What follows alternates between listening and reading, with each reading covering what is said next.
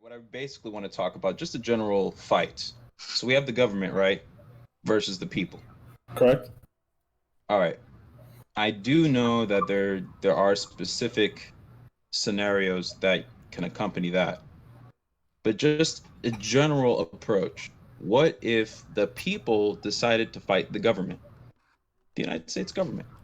What would happen? Are you saying, like, if everybody were to just simultaneously just go up against the government?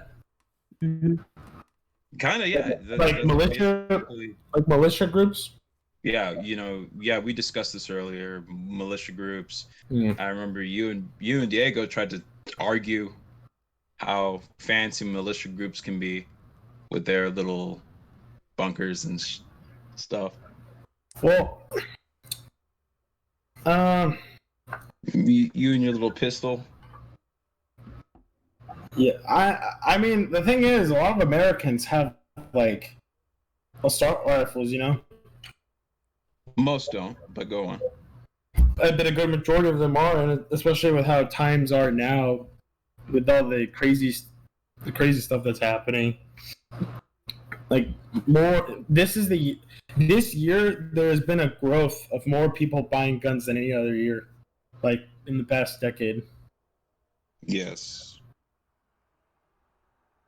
Like, that is true.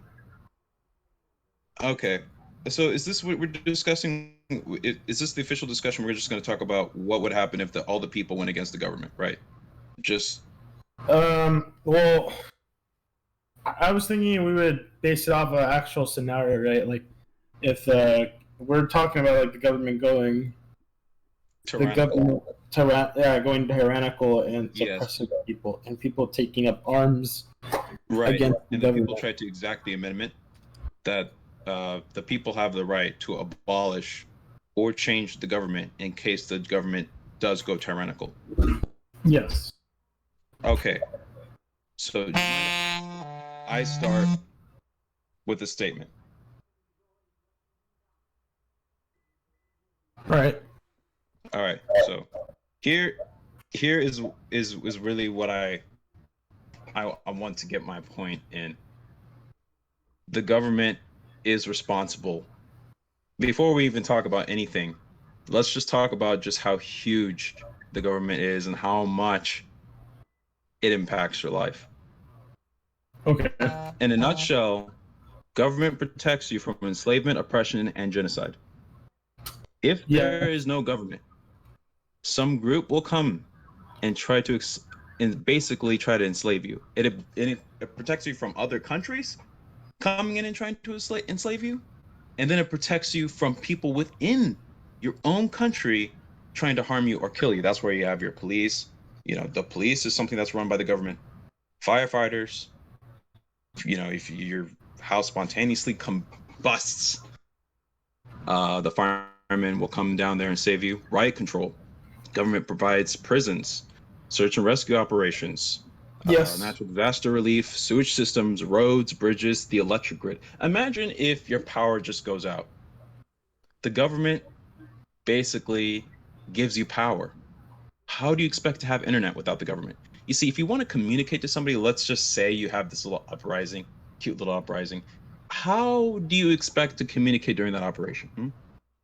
How do you expect your phone? Okay, so I think I know what you're trying to get at here. You're trying to say that because obviously, if there ever was a civil war that were to occur, right, between the government and the people themselves, there's going to be a lot of factors. Like, wait, are you trying to say like looting, kind of like what's happening now? Yeah, not even just looting. I mean, it goes. What I'm trying to say is just like riots. Like, people are going to take advantage of all this chaos. Bro, you can't even take a shit without the government getting involved somehow, because the government is responsible for sewage systems. Your toilet doesn't work without. But running the factory. What do sewage systems have to do with anything? No, that's the question. My point. Oh, listen. My point is that the government is very detailed in everything. Satellite communications. Okay, to provision like certification for legal professions like doctors and lawyers, anything like that. If you want to even have a school, if you want to do anything, pretty much, the government is involved. If you want to send something, you can't even send anything to anybody, like using the post office or anything, without the government. So, and if you want to travel to some part of the country, the government can just basically block all roads. It's been done before. If you want to take a flight, you can't take a flight without the government. Sorry. Airlines, planes. So let's just say you and your cronies decide to hunker down in a building and try to fight the government. You do realize all the weaponry that the government possesses? Yeah. You want to talk about weaponry? We got ships. That's obvious. We got ships all over the coast. We got nuclear subs. We got aircraft carriers. EMPs. EMP bombs. You do realize that if a government drops an EMP where you live, pretty much an EMP is an electromagnetic pulse. But right.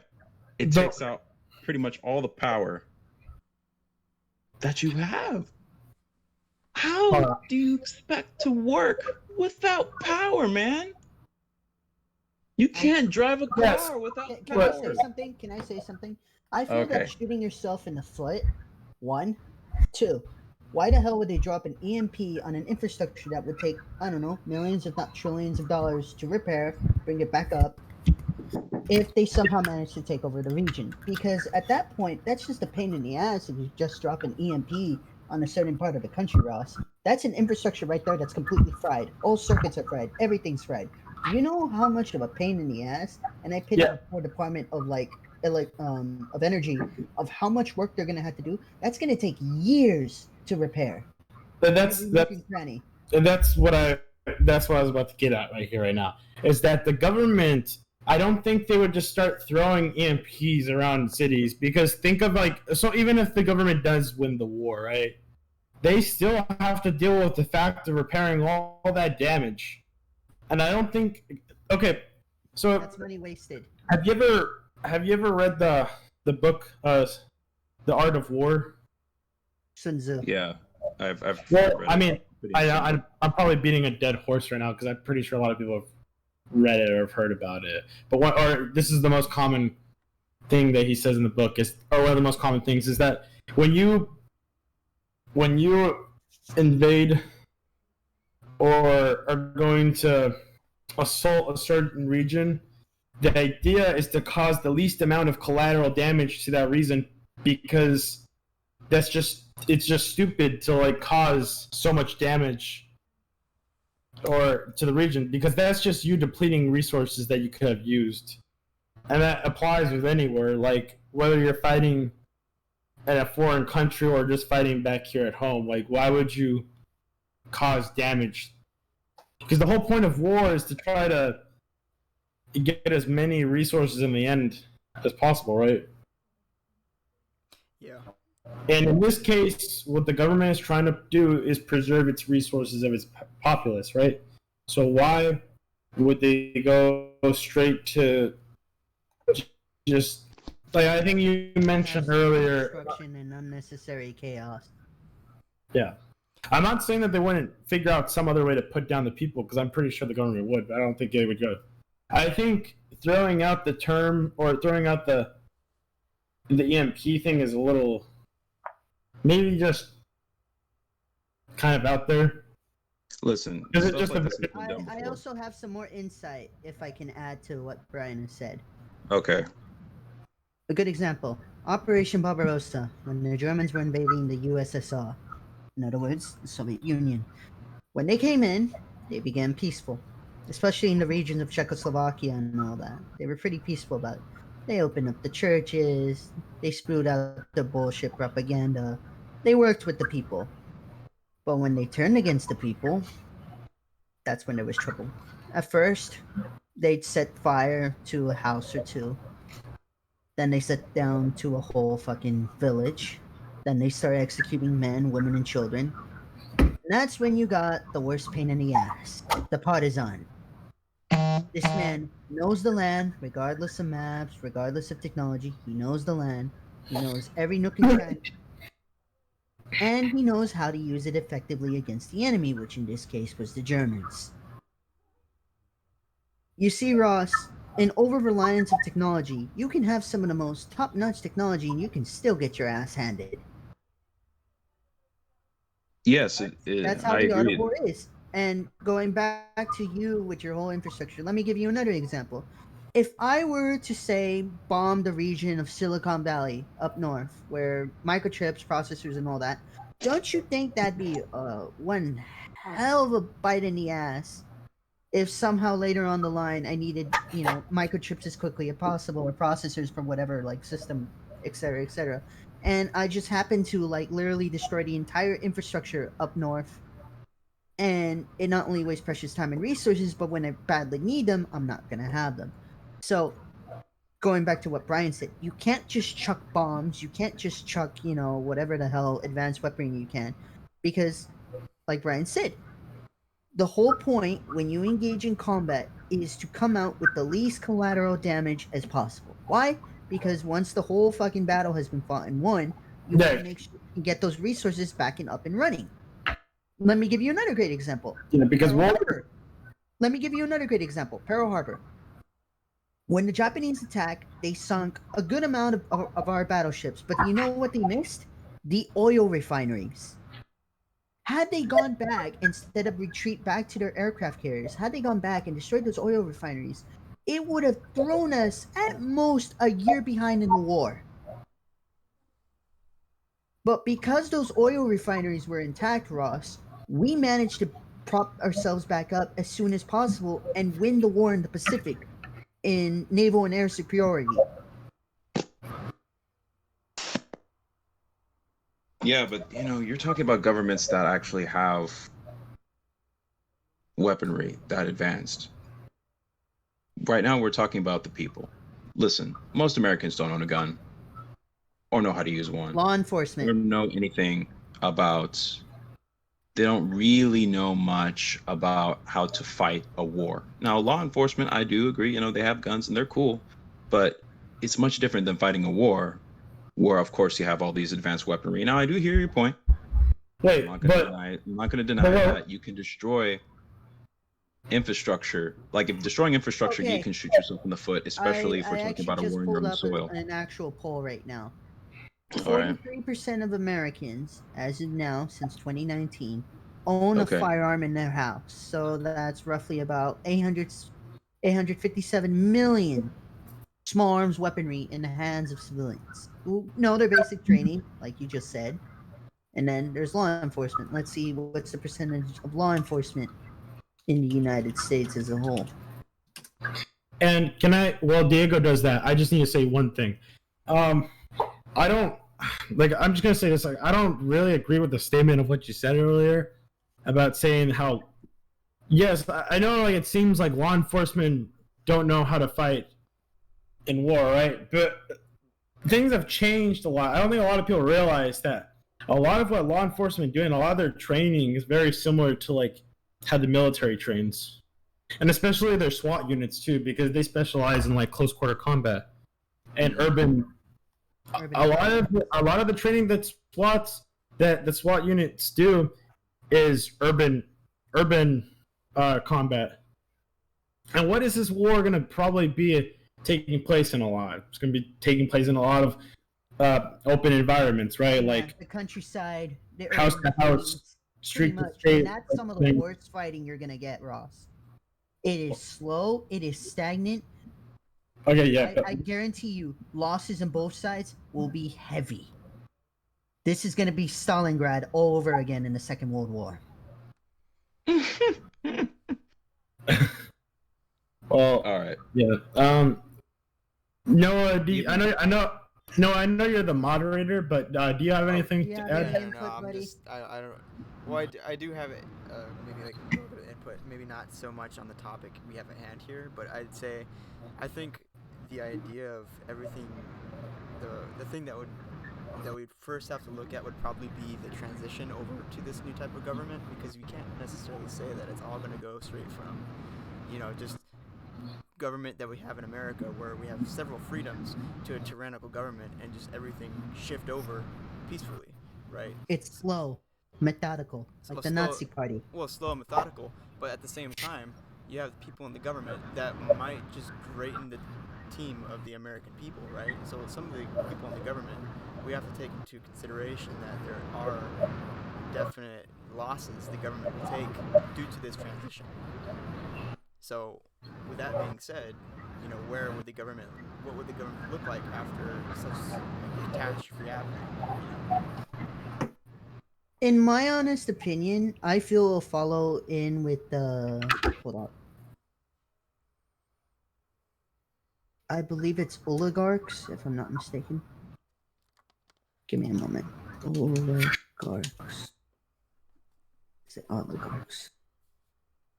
Here we go. I honestly feel that if there was any form that the government were to take in a tyrannical state, it would be similar to what Russia has with the oligarchs. And if not, just as the same as with China.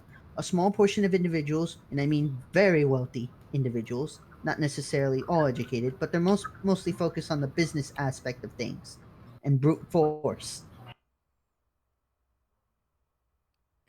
That is the closest thing I can honestly see a tyrannical government in a United States scenario taking. The oligarchs, the elite, taking power. Okay. All right, I hear your point. Tyranny from a government might not be so obvious either. I mean, Hitler flipping Germany, that wasn't obvious. That took him almost a decade at most. It took him a decade to flip everything. And to get pretty much, if not 99% of the country on his side, in my honest opinion. Because Hitler came right at the exact point where Germany needed help the most. There was a depression, like fucking their income was stagnant, if anything. Like the devaluation of the Reichsmark was like, holy shit, through the floor. Yep. Yeah. Hold up. Let's roll it kind of back awkward. Yeah. to the tyranny of like the power of the United States government. I do hear what you're saying about you don't want to destroy your own infrastructure, but since when does that stop? Like, listen, if you were losing a war, wouldn't you use some of the most powerful technologies that you have in order to win if you were desperate? Now, I'm not saying that the US government has to, say, drop a nuke on Los Angeles just to win the war. Obviously, they wouldn't even have to get that far in most cases, in my opinion.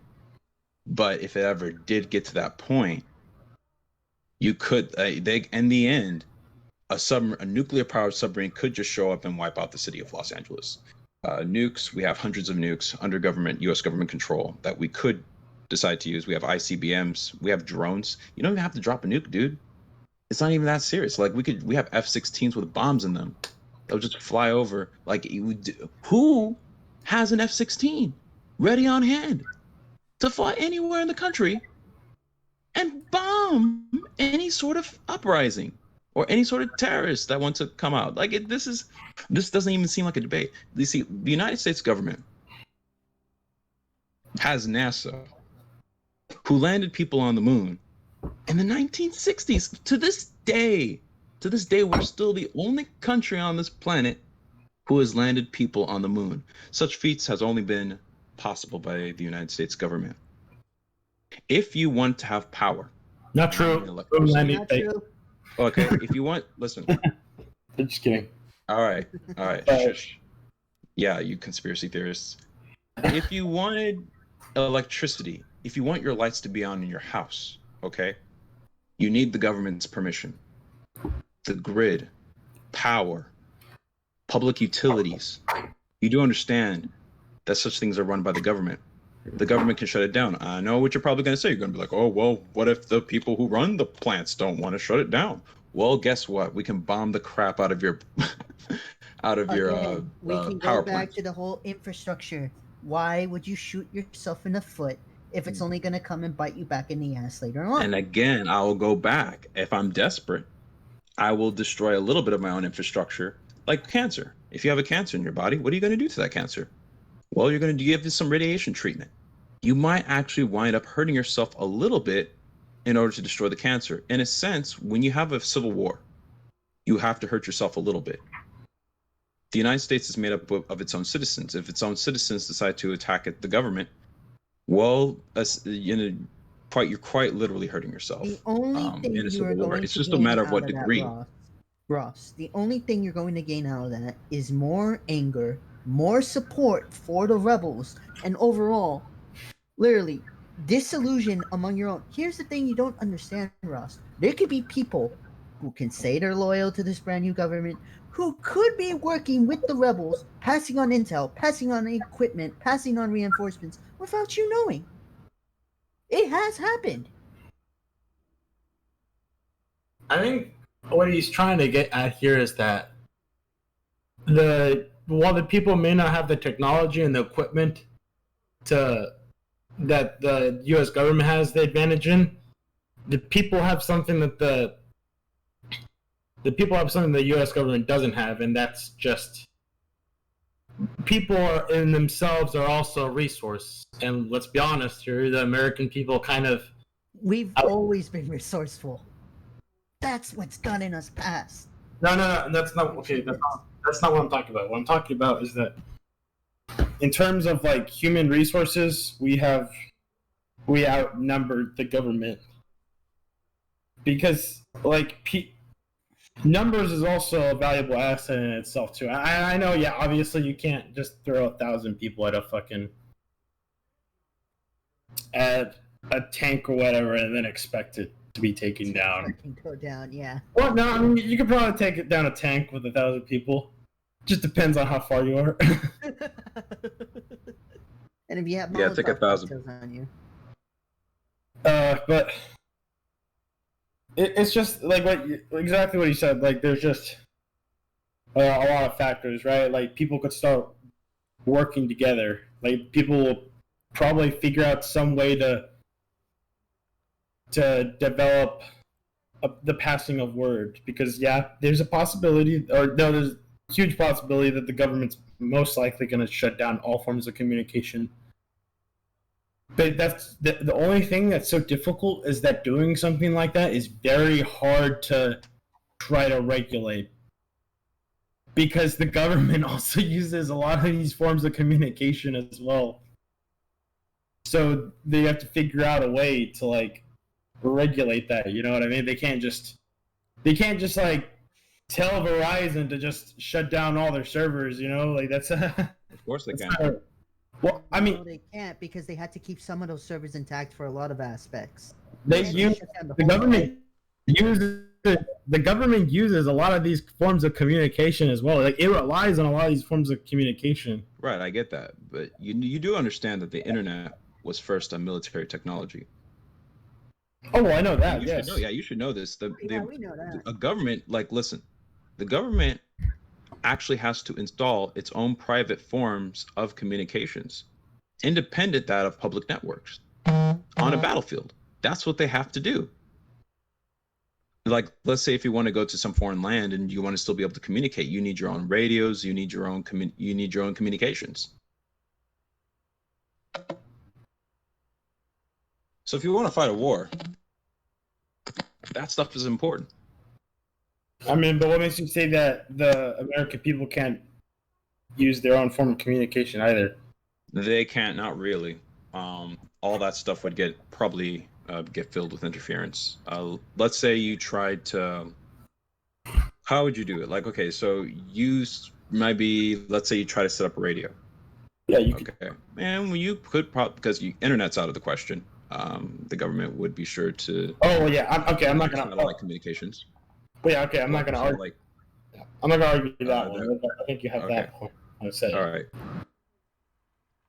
Now, it is very possible, in order to interfere with your radio communications, that a government could use a tactical electrical magnetic pulse to interfere with your electrical devices, so that you cannot even drive to where you need to go. Do the research if you want, pull up the articles, search up an EMP bomb. it's very possible that EMPs can be used to interfere with electrical devices. And you can easily do that by, say, like detonating something like a nuclear bomb in the atmosphere or something like that. There are other ways, but that's one of them. And so now you can't even communicate or use your phones. And so now you're basically reduced to pre-industrial era.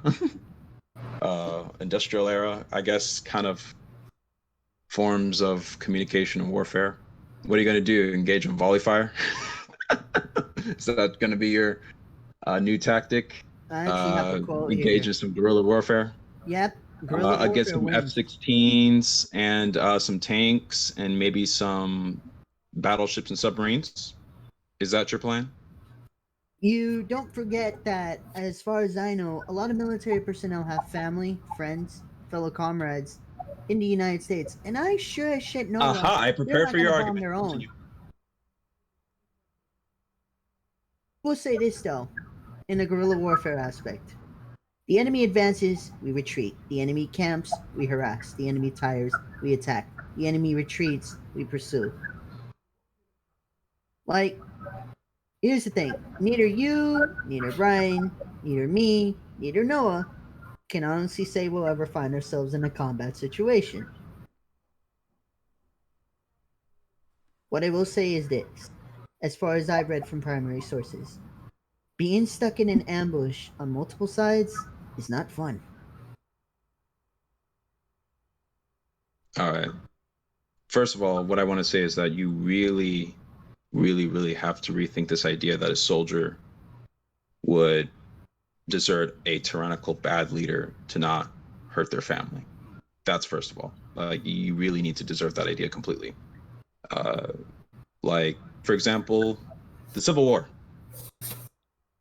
What was that bloodfest all about? Yeah, it was basically it was brother killing brother, fathers killing sons, and all that kind of jazz. The Southerners were traitors, may I remind you, who were advocating for a system of slavery. Of course, yes. You're proving my point. Yes. You see, one side is always going to be the other side is traitors. What would the South say? What would the South say because it if they existed today? You know, the aspects that they would say that we're all traitors. Okay. All right. Well, okay. We're all traitors. Let Brian jump in. I know he has something to say. Okay. Okay. Yeah. No, I get you. You have a good point there. But here's the thing. Like, I don't think both of you are right or wrong in this situation. You know what I mean? Like, okay. I know I keep doing that. I keep saying that, like, I'm not really for or against it. But like, you don't want to be roasted by me. But that's the thing. But that's the thing, though. It's that both of you guys aren't right, but you're not wrong either. Diego's saying that. Okay, Diego, what did you end up saying? Right? You said that. Oh, they're not gonna shoot their own fellow countrymen, right? Yeah. Well, yes, I feel like a lot of people won't do that. A lot of like military service members won't do that. But I feel like a lot of them also will, because here's the thing about the military, and this is just something from what I've done from my personal experience, right? Well, being in the military, is that even though you don't want to do something, you still have to do it anyways. And the thing is, you're socially conditioned from the day you go to boot camp to do things that you don't want to do. And I feel like there's probably going to be a lot of troops that probably don't have the mental capacity to say no, or the courage to say no, right? Even though, yes, the whole point, you swear an oath to defend the Constitution, right? Not the government. But I feel like there's just such an indoctrination to following orders in the military, right? And that's with any military. But I also can't agree with the fact that all military service members are just going to be on board, because I also do think there's also going to be a lot of military service members who are going to defect. Because what else is there in the military? there's people who don't like to follow all orders. There's people who, because there's different kinds of people. Not everyone's a drone in the military. Like there's different kinds of people. There's going to be people who don't want to listen. There's going to be people who are going to defect. There's probably, honestly, I feel like the military would probably start splitting up to different factions. There could probably be a battalion of Marines who defect from the Marine Corps and start fighting alongside the government. You just jogged my memory, Ryan. Okay. During the Mexican-American War, there was a group of Irishmen, right? Hold up, let me look them up. Los San Patricios. They're actually celebrated in Mexico today, and they defected. Give me a minute. I'm looking them up right now. They defected, you said? St. Patrick's Battalion, El Batallón San Patricio. What was it exactly? Okay. So, they fought alongside the American Army during the early years of the Mexican-American War. Now, in case you didn't know, the majority of the Irishmen were Catholics. Okay, I had a feeling. Yeah. So, I had a feeling that's why. Okay. When the U.S. government, when the U.S. military started doing raping and a bunch of other atrocities, John Riley, who was actually, if I'm not mistaken, a captain, pretty much managed to get, at most from what I can see here, more than 200 men. Hold up, I'm looking it up here. Okay, yeah. He managed to get more than 200 men to join on the side of the Mexicans. And they ended up being some of the most elite units who managed to fight toe-to-toe against the United States Marine Corps and the U.S. Army. It was only due to shitty leadership that they were not used effectively, but nonetheless, they still managed to hold their own. So, back to you, Ross. You see, not everyone has the same ideals as the government. In this case, what happened with the St. Patrick's Battalion of defecting. And not only that, their battalion was conducted of Germans, Canadians, English, French, Italians, Poles, Scots, Spaniards, Swiss, and Mexicans. These were individuals from all aspects of life who just defected from the military. Because what they saw was that they were committing atrocities instead of actually what they were supposed to do, which was just fight infantry. You see once civilians come into play, Ross, the ball game changes. It really does. I do see your point. There have been many points in history where the government has taken advantage of their citizens in many different ways, and the citizens don't necessarily see it as bad. When a tyrant comes into power, very oftentimes the people don't necessarily see them as a problem. The tyrant comes about giving order to the people. Okay, people hate giving up to chaos. So sometimes they handle a little bit of enslavement in order to keep from getting internally and externally oppressed. Well, so you decide to go fight the government. One of the first things that's going to happen, you think everybody's just going to line up and create a cute little militia group. All millions and millions of Americans are just going to organize themselves and perfectly fight against your tyrannical government. No, what you're going to have, and this happens with a lot of organizations, even if with this whole thing that's going on with COVID-19 currently and the protests with George Floyd. Yes, you have some people from the Black Lives Matter movement doing protests, but what always happens? You almost always have mobbers, rioters, looters, people trying to take advantage of the situation. What'll begin to happen, and something that you're not, the order that the government has is astounding. The ability to control millions of people with near perfection. Soldiers and generals, this whole hierarchy is amazing, and it just doesn't. This level of order and complexity doesn't appear with one movement. It evolves over time, and people. The important bit to get out of this is that people will handle a little bit of enslavement in order to keep from getting oppressed internally, so within your own country, and externally from like another power.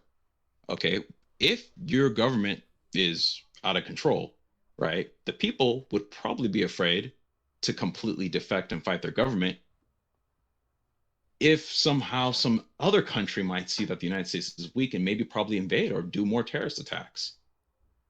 And that might scare the people into respecting a dictator. And this is what often happens when a dictator starts control. People are afraid. You think that slaves loved picking cotton? You think that was their thing? No. They just wanted to do that? No. It provided order. It provided some structure. You see, slaves obeyed their white masters mainly because there was a sense, not only there was a lot of factors. They were ignorant, and a lot of them didn't even know that they were slaves, to be quite honest. But there was work. Even after slavery ended here in the United States, a lot of people were continuing to work the fields for their masters because there was predictability, there was structure. Okay, you think people want to stay with their abusive husbands? You think that's a thing that people really want to do? No, of course not. Wives don't want to stay with their drunken abusive husbands, but they do so anyways because they want to keep the family. They don't want to know what happens when the family breaks apart. They don't want to see the terrible outcome of that. They don't like, and a lot of these spouses, like a lot of women who stay with their abusive husbands, are relying on a paycheck. They're relying on husbands and whatever they're relying on a breadwinner. And so a lot of women endure BS from their husbands to keep economic just stability in general. Just because you have rules written on a paper doesn't mean everybody's going to follow. I think that could work either way, though, right? I mean, I think, you have a long reoccurring, you're going from a country that, prides itself on having the most ultimate of freedoms, and then you're going to slowly go into a tyrannical state. So, what would you see? Where would that end up for both sides? Because then you have the government also going through some dramatic change as well. So what are you saying exactly? Because if you're saying well, the people are going to be assimilated into this tyrannical state, who's to say that all the government is going to slowly they see some type of change? Would they have some type of conflict that prolongs a long period of time that would refine maybe some type of separatist movement before even a war sparks out? So what you're saying is that maybe not all of the government would be aligned with a tyrannical government. Yes, and the fact of tyranny doesn't, like you're saying, tyranny doesn't show up right away. It takes its time, and it likes to build itself over a long period of time of assimilation and domination. Well, yeah, it sneaks up on people. Like, the government doesn't just one day declare that it's a dictatorship. That's not how it works. It's like, I mean, think about what happened with Russia, or what the KGB did, right? Like, I always say this, but the KGB would literally one of their main jobs was to try to mass control people, right? It was basically them trying to figure out ways to cause chaos and then create structure from this chaos. But the only problem with that is that eventually the people are gonna catch on, Well, yeah, no, I definitely see that, but we're saying about all these riots and not having control and being able to implement these militia groups or whatever we're talking about for the American people. But I mean, if we're saying that this stuff is going to take a long period of time to go from priding themselves over being the most, free country in the entire world to a tyrannical state. And we are. Yeah, what's that? And we are also basing off the human factor as well, right? Because, I mean, the U.S. government isn't a singular entity. It's made up of different people with different views and different ideologies. So I don't think it's not like everyone in the U.S. government is going to be all on board with this. I guarantee you that there's probably going to be some people that are going to be working with the militia groups or the rebel groups in secret, giving them information. Giving them intel. No doubt, there always is. There's probably going to be thousands of moles in the government, like moles that the rebels would have. Like I can already see it, and the government, I guarantee you, is not going to find out right away who are all these moles, and that's going to be one of the main advantages to the rebel groups. Yes, there's a whole lot more people, civilians, than just government officials. So yeah, I'll give you that. There's the government might be infiltrated by people and whatnot. And I'm not saying that there is no chance of the people winning a fight against the government. You just have to look at the whole thing. You just have to look at the whole thing with an understanding of just how powerful and influential of the beast that you're dealing with. A lot of the fighting strategies that you guys, I remember we talked about this earlier, propose is just people hiding and shooting, just regular guerrilla warfare, and there's just so many different layers. Yes, but that's fight wars on that. But that's just not acknowledging so many different levels, man.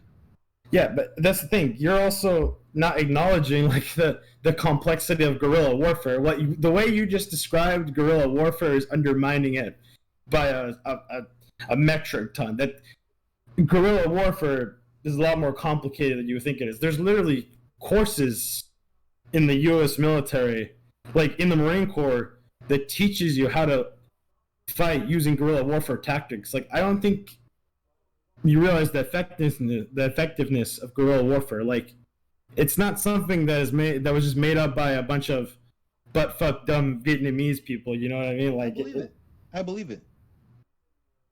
But the whole point of guerrilla warfare is that you're basically restricted to what is if I'm not an expert on guerrilla warfare, so you guys are exactly. You guys are why basically you soldiers need to on foot. your reading.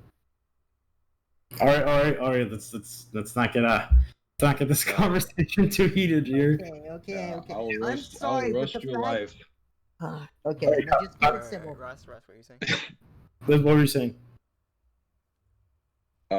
So guerrilla warfare, you just have a bunch of soldiers on foot in urbanized areas, or even it's just basically there's not a whole lot of vehicle usage, right? In guerrilla warfare, not too much. Yes and no, but no. Like vehicle usage is not completely out of the question when it comes to guerrilla warfare. Okay. Well, my point is that even first of all, let's just take an account of all the experience that the U.S. government has in fighting wars. U.S. government has been fighting wars since 1776, since our founding. That's how we started with the War of Independence. We have won just about every single war that we fought. Okay.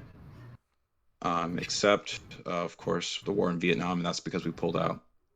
And that's a whole other thing. But basically, we have won every single war we fought. And that's because we're strategists. Our soldiers are very well trained. Our Marines, every branch is very well trained. We have bases all over the world, not just here in the United States. I mean, we got territories in other countries. We got allies. It's a very powerful system that you're just gonna turn your people onto. It's just not gonna. I just don't see it. I just really don't see it working out in most cases for the general public 'Cause against all that. like, because you're saying like, yeah, we've won every single war, but at the same time, we've won all those wars with all of our moving parts and organs. Like during a time of civil war, I don't believe, and especially a civil war within our modern age, I don't think you could necessarily say the government would have pretty much all of its things in check as well as we did when we won all these other wars. I think we had more things in check. We had an actual government at hand. We had everything, you know, we knew that you were going to come back to the United States. But if in a situation like this, I don't think you could really tell who is who and where the situation is, necessarily headed. Which is why can you really say that you're 100% confident in the U.S. government just because we won wars in the past? Nothing will be as terrifying as what you come across, going against each other in a modern day age.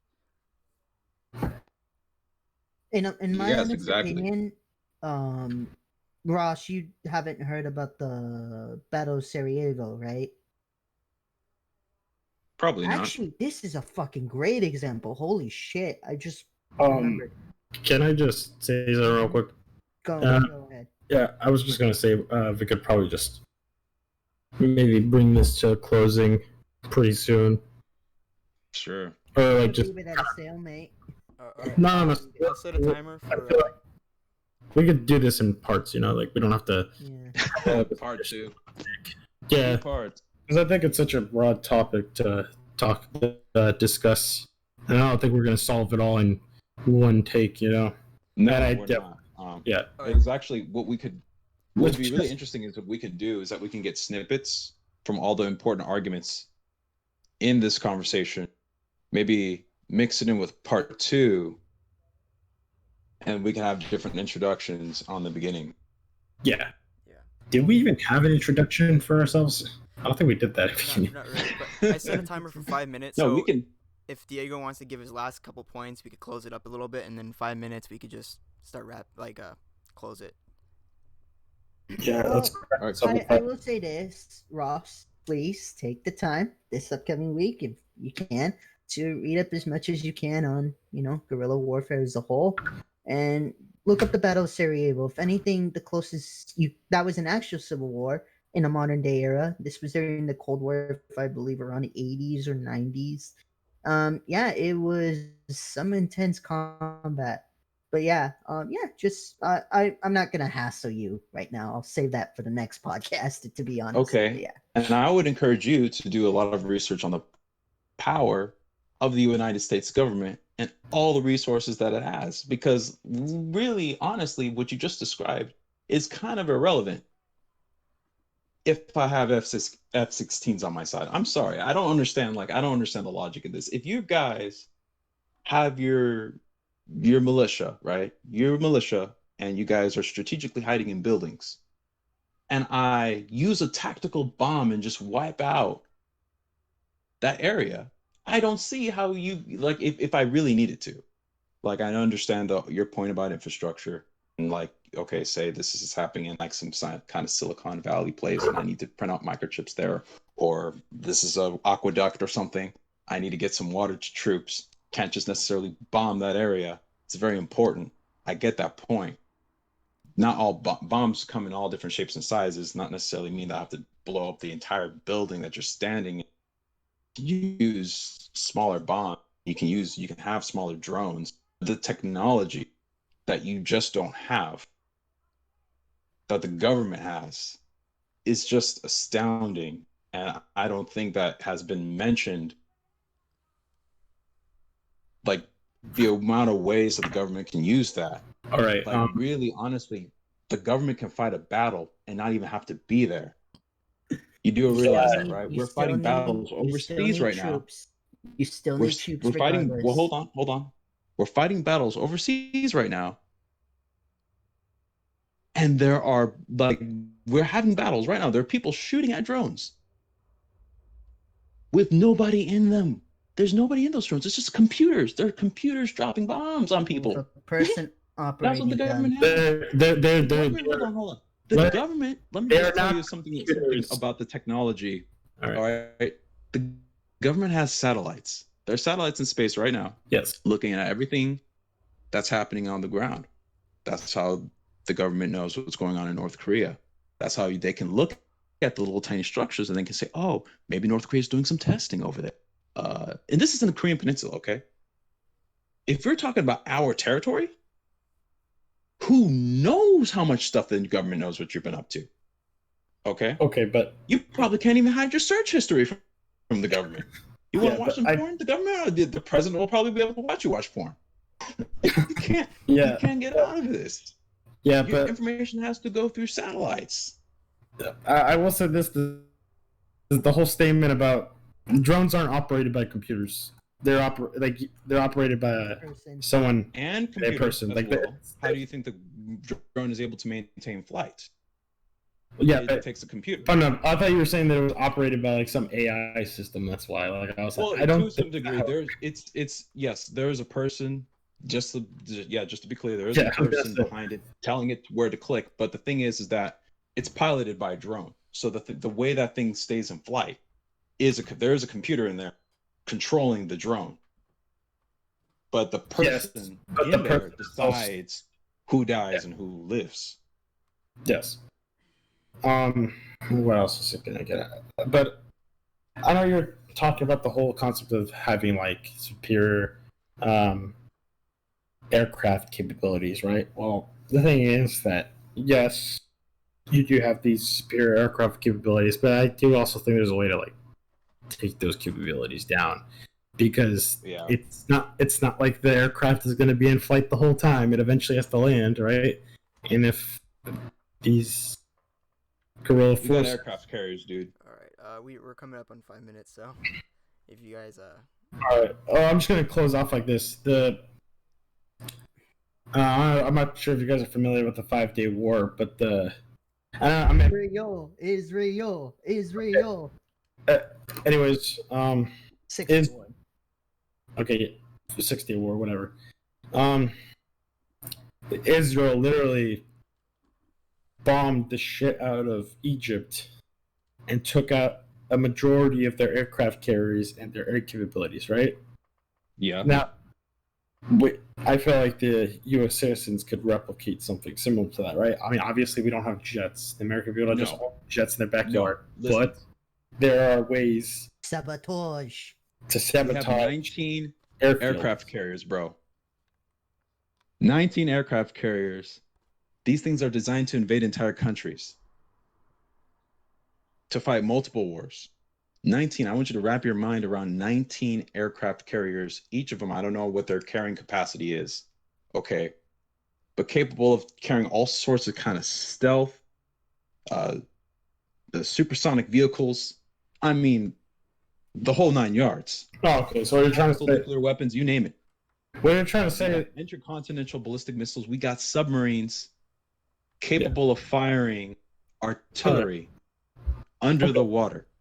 Okay, And so all you're, these things are stationed, on either coast, on both the east and west coast, in different bases around the world. I mean, we got stuff everywhere that people just wouldn't even know. Like, if you were to like fight the government, you wouldn't even know where the stuff is located. Like, this is kind of scary stuff. Like, this just they're kind of everywhere, and the government has eyes and ears everywhere, and they can see what you're doing. So already the government has a jump on you because they got all sorts of weapons hidden all over the world, and they can see everything that you're doing. So let's just get that part of the way. So if you want to bomb a base, or you want to bomb a place where where the U.S. government is carrying aircrafts, first of all, I mean, we have an aircraft carrier stationed in the middle of the Pacific. Yes, We have jets going back and forth, bombing targets and cities yeah, but on you the don't. east and west coast. How in the world are people regular old folks like you and I gonna handle that sort of thing? And not just one, but I'm not even talking about all the different kinds of structures. I'm just talking about aircraft carriers right now. Some of the most powerful stuff that we got. How are you gonna deal with that? Well, I will say this is that the aircraft carriers can't carry the whole the whole aircraft capabilities of the U.S. military. They can't just carry everyone, right? I'm saying that a lot of these aircraft are going to be in airfields. Like you don't have to go to an aircraft carrier to try to bomb these aircraft. All right. Yeah. Maybe not, but it's just that what I'm trying to say is that we can carry a whole lot of our Air Force, on an aircraft carrier. That's what these things are designed to do. They're huge.